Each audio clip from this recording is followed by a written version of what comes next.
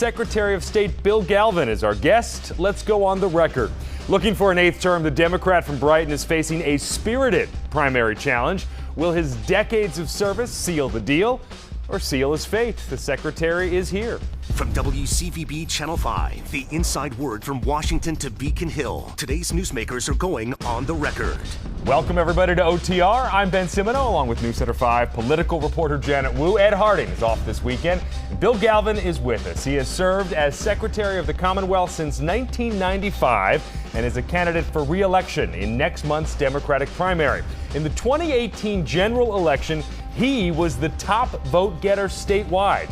He's a native of Brighton and holds degrees from Boston College and Suffolk Law School. Mr. Secretary, thanks for being with us this morning. Yeah. Thanks for joining us. Let's get right into it. Your opponent said on this show just last week that your personal anti-abortion position is one reason why you should be replaced.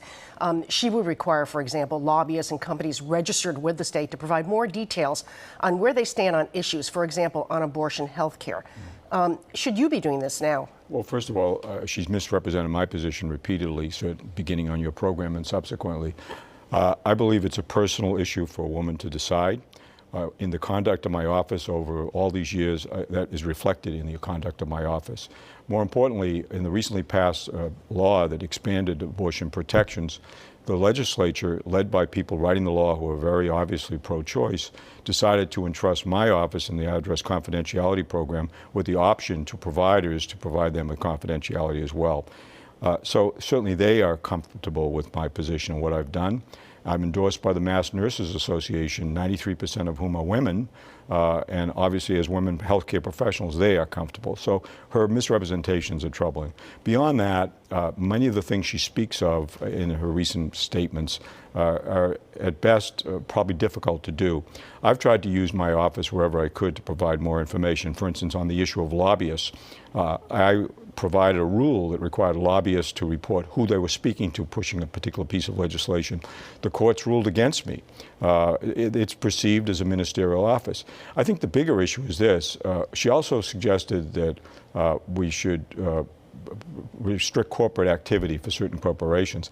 I'm concerned about that only because not only do I don't think you could do that legally with the United States Constitution, the Commerce Clause, and the First Amendment, but you're ratifying the tactics engaged in by people like Ron DeSantis, the governor of Florida, who's punishing Disney World because of their pro-gay positions. So are you saying, in other words, that some of the things that she is suggesting that she would do if she won this office would not be legal, or she would not be able to do? First of all, I don't think she would be, because some of them, in terms of expansion of the authority of the office in regulatory matters, whether it's securities or lobbying, I have tried to do.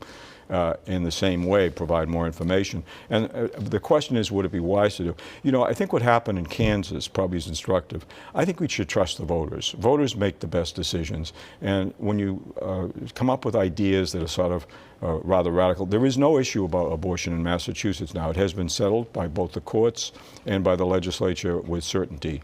So I guess this is aimed at other states, if I understand her. Let's talk about voting rights. You say trust the voters. Yeah. They come under your domain as Secretary of State. Tanisha Sullivan, your Democratic opponent, claims that you didn't champion same-day registration as hard as you should have, and that you too often solve problems after they show up instead of being proactive. She cites as examples mail-in voting during the pandemic and managing cryptocurrency trading. What's your response to this? Well, first of all, mail-in voting has been a tremendous success. I'm very proud of what my office was able to accomplish. We had record turnouts. But should you have done it before the pandemic? We couldn't do it. It had to be approved by the legislature. And in fact, we did do it. She was wrong. She misstated it. She said that it hadn't happened. Actually, we had mail-in voting going back to 2016. So she didn't understand when it was first approved.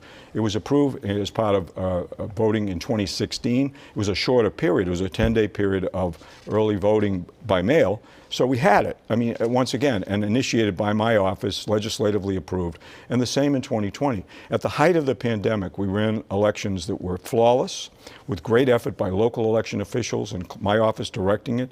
We managed to get everyone a ballot, and everyone felt it was very satisfying. As far as my efforts regarding same-day voter registration, the cases she cited, one of the cases was a case from 2018. The Supreme Judicial Court, in their decision in my favor on that case, noted my advocacy, specifically in the decision, noted my advocacy for same-day registration. I believe in it. The legislature and anybody who followed the debate this past year knows that was the hang-up between the House and the Senate that delayed, almost put at risk, vote by mail. Clearly that's where the problem lies. Some of the very advocates she likes to champion, as she says, are in fact know that because they were participants in the whole thing. I think the real issue is this. Let's look at the status of voting in Massachusetts compared to the rest of the country.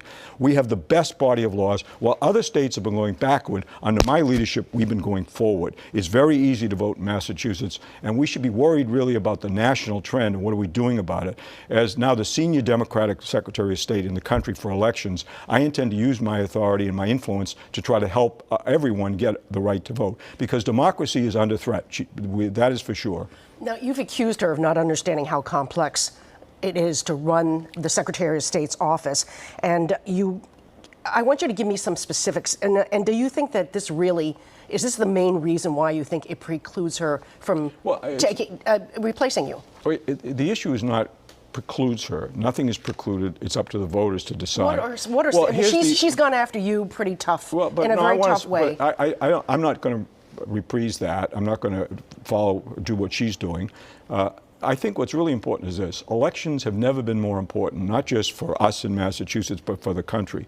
You've had a terrible situation where Trump has persuaded people not to trust the ballot box. He's actually created this an atmosphere that has vigilantes, not just around the country, here in Massachusetts, showing up at local clerks' offices trying to get records that don't exist, threatening people by their photographing them and things like that. We have to overcome that.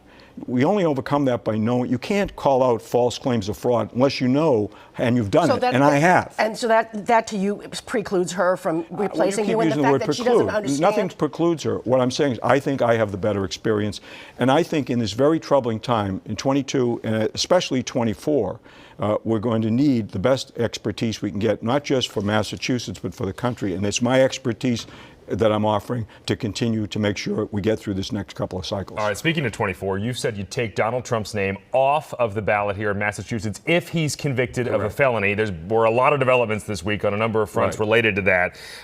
She says, Tanisha Sullivan says, she would take his name off the ballot regardless. What's wrong with that approach? Well, because it's not what the law says. I mean, you have to follow the law. That is very important. You have to follow the law. The federal law, which is being looked at, is the insurrection law. It's a criminal statute. It's a criminal statute.